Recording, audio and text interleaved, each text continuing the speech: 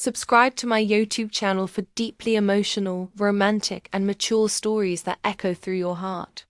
Don't forget to like, share, and comment to support meaningful storytelling. Sarah stared at the elegant cream-colored invitation. In her hands, her fingers trembling slightly as she read the words for the third time. The annual charity gala at the Grandview Hotel, the same event she'd avoided for the past 2 years. But this time was different. This time, the invitation had come with a handwritten note attached. I know you probably won't come, but I had to try. It wouldn't be the same without you there. My Michael. Even after all this time, just seeing his initial made her heart skip in that familiar, painful way. They hadn't spoken in 18 months. Not since that devastating night when everything fell apart. Yet here he was, reaching out across the silence that had stretched between them like an ocean dot. She set the invitation on her kitchen counter and walked to the window, watching the autumn leaves dance in the evening breeze. The smart thing would be to decline. The safe thing would be to stay home with a bottle of wine and a good book, just like she had every other weekend since their relationship ended. But something in those few carefully chosen words made her pause. What if this was his way of saying what they'd both been too proud to say before? What if this was their chance to finally make things right?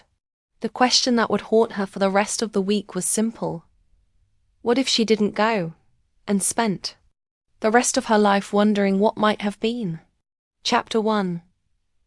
The dress that changed everything. 3 days later, Sarah found herself standing in front of her bedroom mirror, smoothing down the midnight blue dress she'd impulsively bought that afternoon. She'd told herself she was just going to support the charity after all. Literacy programs for underprivileged children were close to her heart. But deep down, she knew the real reason she was going. The dress fit perfectly, hugging her curves, in all the right places while maintaining an air of elegant sophistication. She'd chosen it because it was Michael's favorite color, though she'd never admit that to anyone, not even her best friend Lisa, who had spent an hour on the phone trying to talk her out of going. You're setting yourself up for heartbreak again, Lisa had warned. You've spent the last year and a half getting over him. Don't throw that progress away for one night. But Sarah couldn't shake the feeling that this was important, that some invisible thread was pulling her toward the Grandview Hotel, toward whatever waited for her. There. She applied a final touch of lipstick, a deep red that complemented the dress, and grabbed her clutch. Her hands were shaking as she called for an Uber, and she almost cancelled twice during the 15-minute ride to the hotel. The Grandview Hotel stood majestically against the night sky, its windows glowing warmly in the darkness. Sarah had been there many times before, but tonight it felt different. Tonight, it felt like she was walking toward her destiny. As she stepped out of the car, the cool October air kissed her skin, and she pulled her wrap closer around her shoulders. The sound of music and laughter drifted from the ballroom, and she could see elegantly dressed couples through the tall windows. For a moment, she hesitated on the steps. She could still turn around. She could still protect herself from whatever pain this night might bring. But then she remembered Michael's words. It wouldn't be the same without you there. Taking a deep breath, she walked through the ornate entrance doors. Chapter 2. When eyes meet, across a crowded room, the ballroom was even more beautiful than Sarah remembered. Crystal chandeliers cast a warm glow over the crowd of well-dressed guests, and the gentle sound of a string quartet provided the perfect backdrop for conversation. She accepted a glass of champagne from a passing waiter and tried to calm her racing heart.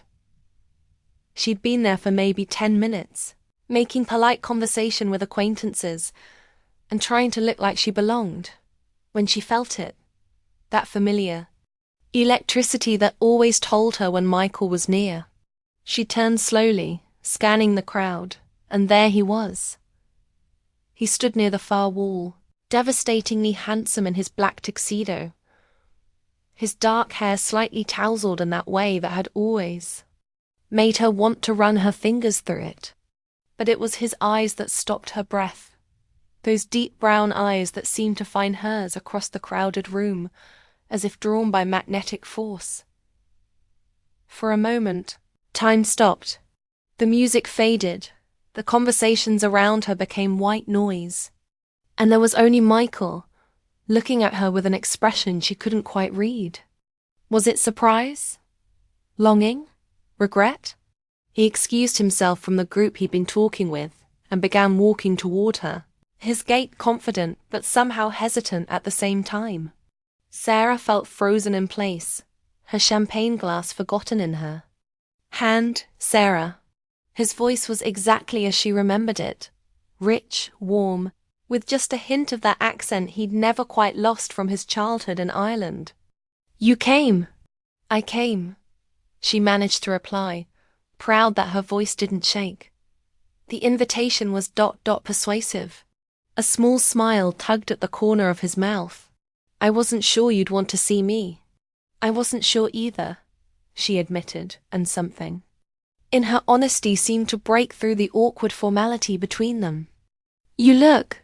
He paused, his eyes taking in her dress, her face, her hair swept up in an elegant chignon. "You look absolutely stunning." The compliment sent warmth flooding through her, and she had to remind herself not to let her guard down too quickly. "Thank you. You look quite handsome yourself." They stood there for a moment, the weight of 18 months of silence hanging between them. There was so much to say, so many things that needed to be addressed, but neither seemed to know how to begin. "Would you like to dance?" Michael asked finally, extending his hand. Sarah hesitated. Dancing with him would mean being close to him, feeling his hand on her waist, breathing in that familiar scent of his cologne. It would mean remembering everything they'd once had together. But as she looked into his eyes, she saw something there that made her decision for her. Hope, maybe. Or perhaps just the same desperate longing that had been eating at her heart for the past year and a half. "I'd like that," she said, placing her hand in his. Chapter 3. The dance that brought back everything. Michael led her to the dance floor, where other couples swayed gently to the music. As his arm slipped around her waist and he took her hand in, Sarah felt like she was coming home after a long, cold journey. They moved together perfectly, as if the months apart had never happened. Her body remembered his rhythm, the way he held her, the gentle pressure of his hand guiding her across the floor. She could feel the warmth of his chest through his shirt, could catch hints of the cologne that used to linger on her pillows. "I've missed this," he said softly, his breath warm against her ear. Michael. Double quotes. She started to protest, but he continued. "I know I have no right to say that. I know I'm the one who walked away.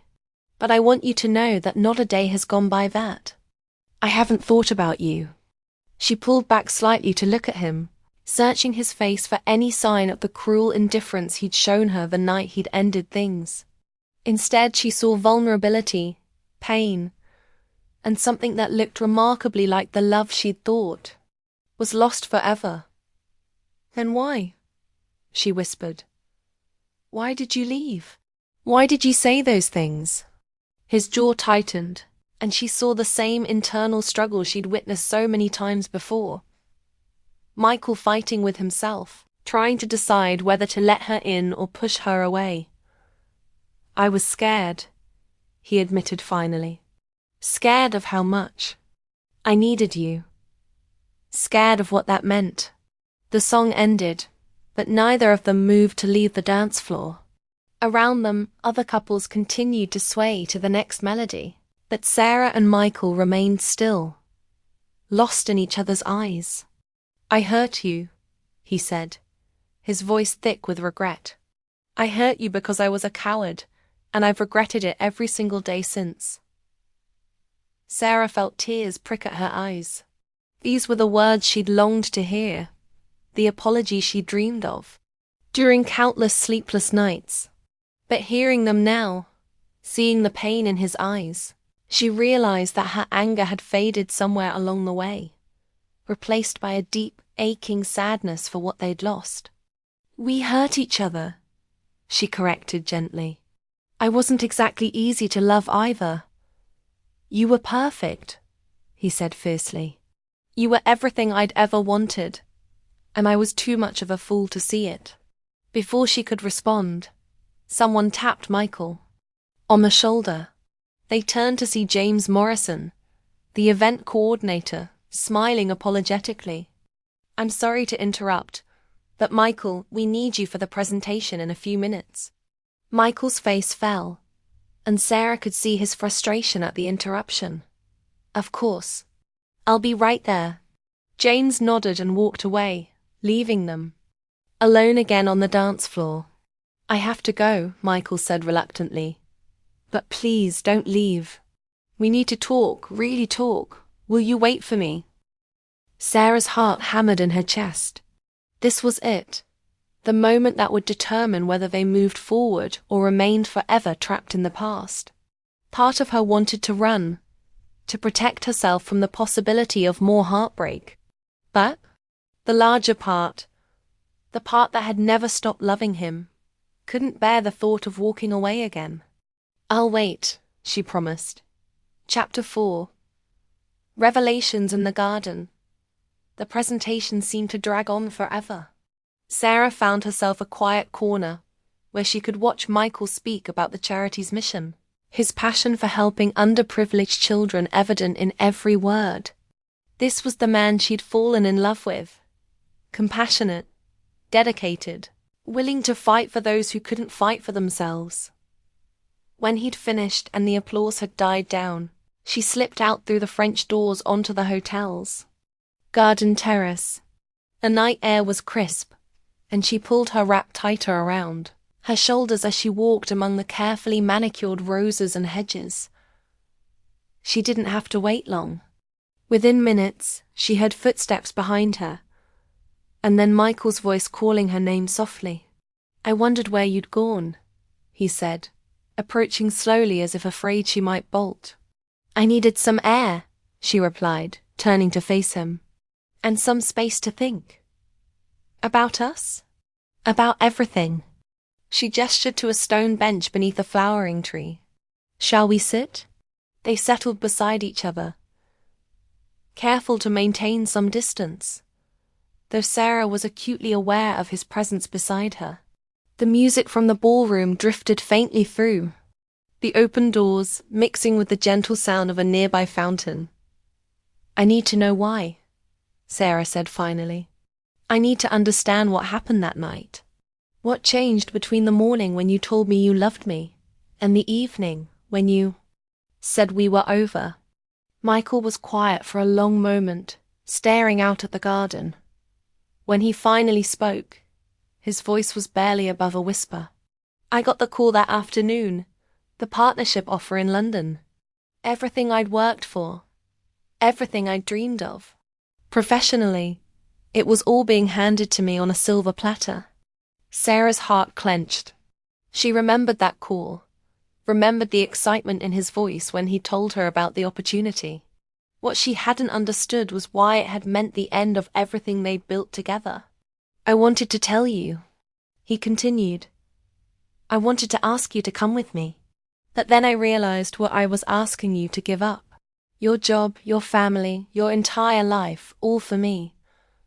And I couldn't do it." "That should have been my choice," Sarah said quietly. "I know that now.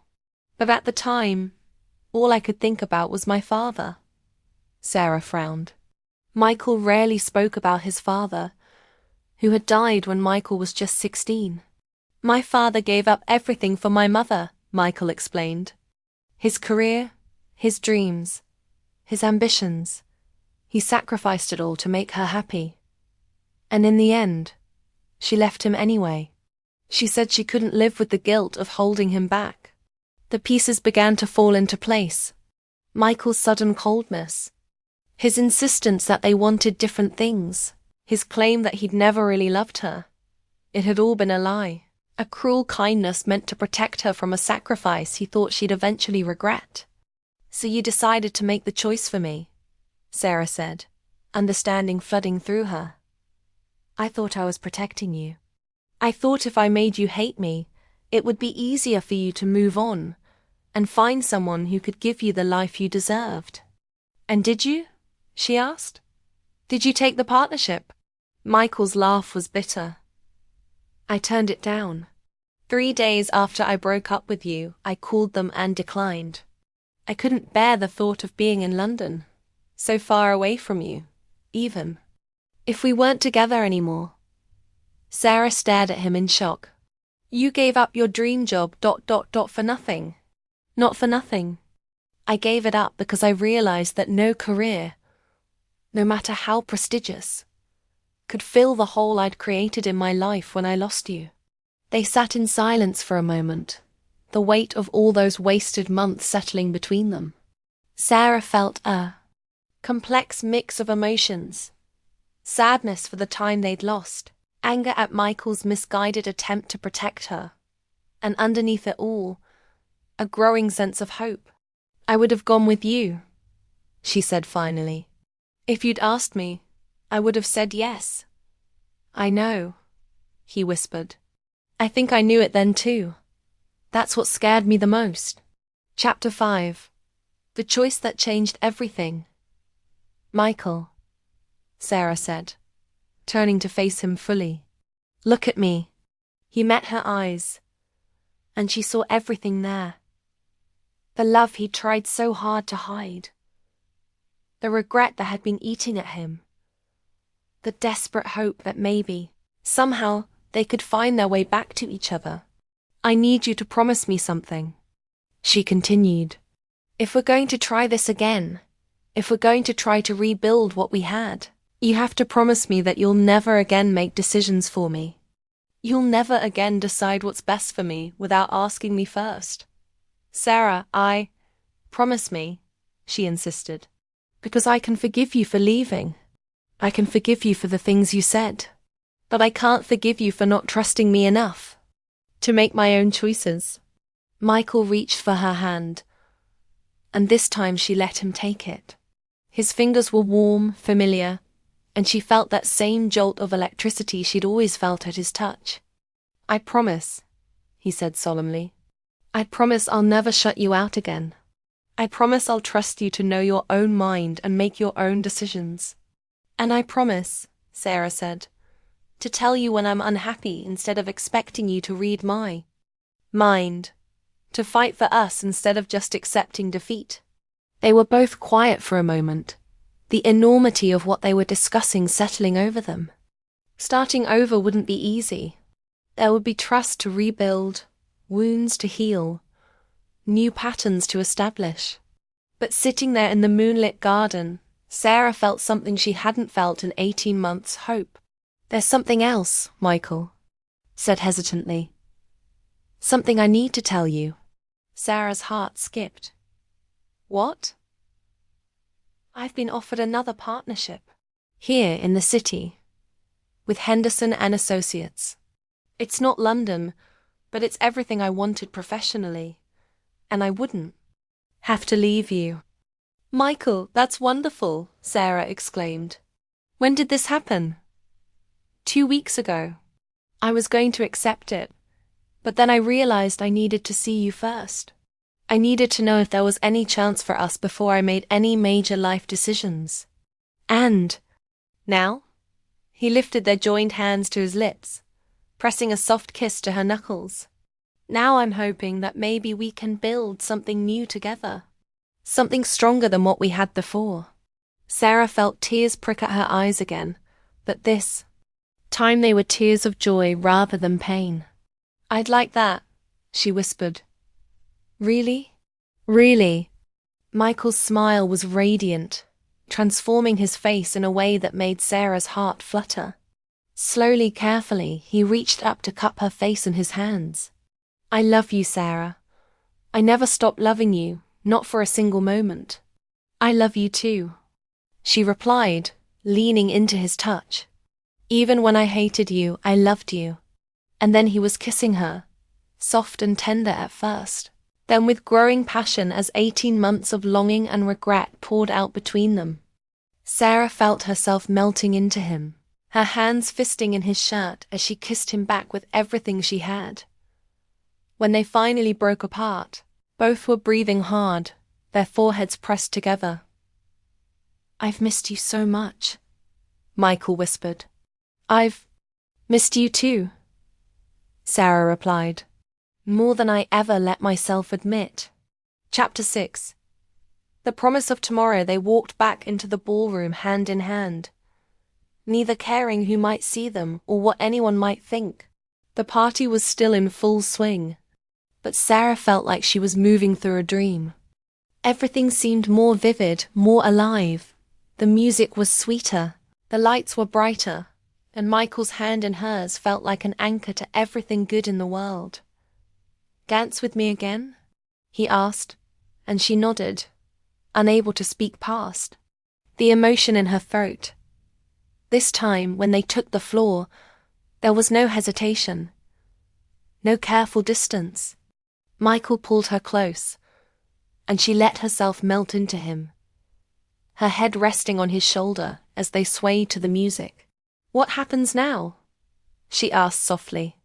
"Now we take it one day at a time," he replied. "We rebuild trust. We learn to communicate better. We figure out how to be together without losing ourselves in the process." "That sounds like a lot of work. The best things always are." Sarah pulled back to look at him. "I want to try, Michael. I want to try to make this work." "So do I," he said, then added with a smile. "Besides, I have a feeling we're going to be much better at it this time around." "What makes you so sure?" "Because we've learned what it's like to live without each other, and neither of us wants to do that again." As the song ended, Michael spun her slowly, and Sarah laughed, a sound of pure joy that she felt all the way to her toes. When she came to a stop, he was looking at her with such tenderness that her breath caught. "What are you thinking?" she asked. "I'm thinking that I should probably take you home soon, before I do something that scandalizes the entire charity committee." Sarah blushed, but she couldn't help the smile that spread across her face. Such as kissing you senseless right here in front of everyone." "Well," she said, standing on her tiptoes to whisper in his ear, "we wouldn't want to scandal the charity committee." "No," he agreed, his voice rough with desire. "We definitely wouldn't want that." They made their polite goodbyes, thanked the organizers, and slipped out into the night. Michael's car was waiting with the valet, and he helped her into the passenger seat with the same gentlemanly care he'd always shown her Dot as they drove through the quiet city streets. Sarah felt a sense of peace she hadn't experienced in months. The future was uncertain, and there would undoubtedly be challenges ahead. But for the first time in a long time, she felt like she was exactly where she was supposed to be. "Are you okay?" Michael asked, glancing over at her. "I'm perfect," she replied, and meant it. Epilogue. 6 months later, Sarah stood in front of the mirror in her new apartment. Their new apartment, putting the finishing touches on her makeup. Tonight was another charity gala, but this time, she wasn't nervous about seeing Michael. This time, he was in the kitchen making them both coffee, humming softly to himself as he did every morning. "Almost ready," he called out. "2 more minutes," she called back, fastening the delicate necklace he'd given her for her birthday the month before. They'd moved in together 3 months ago, taking things slowly but steadily. There had been difficult conversations, moments of doubt, and times when old patterns threatened to resurface. But they'd worked through each challenge together, with honesty and patience and a commitment to building something lasting. Michael appeared in the doorway, devastatingly handsome in his tuxedo, carrying her coffee in the mug she'd bought him that read "World's Most Patient Man." "You look beautiful," he said, setting the mug on her dresser and coming to stand behind her. Thank you, she replied, leaning back against his chest. Are you ready for tonight? I'm ready for anything, as long as you're with me. Sarah smiled, remembering the woman who had stood in front of a different mirror 6 months ago, trembling, with uncertainty about whether to attend a simple charity event. That woman had been so afraid of being hurt again that she'd almost missed the chance to reclaim the love of her life. I have something for you, Michael said, reaching into his jacket pocket. Michael, it's not my birthday, and it's not Valentine's Day. I know, he said, pulling out a small velvet box. But I couldn't wait for a special occasion. Sarah's heart stopped as he opened the box to reveal a stunning diamond ring, simple and elegant and absolutely perfect. Sarah, he said, his voice trembling slightly as he turned her to face him. I know we're still figuring things out, and I know we have more work to do. But I also know that I want to spend the rest of my life figuring it out with you. Will you marry me? Through her tears, Sarah could see the love shining in his eyes, the hope and vulnerability that made her fall in love with him all over again. Yes, she whispered, then louder. Yes, of course, yes. As he slipped the ring onto her finger and kissed her with all the passion and promise of their future together, Sarah couldn't help but think about that night 6 months ago. She thought it was just a simple invitation to a charity event. Instead, it had been an invitation to the rest of her life, and she had said yes to that too.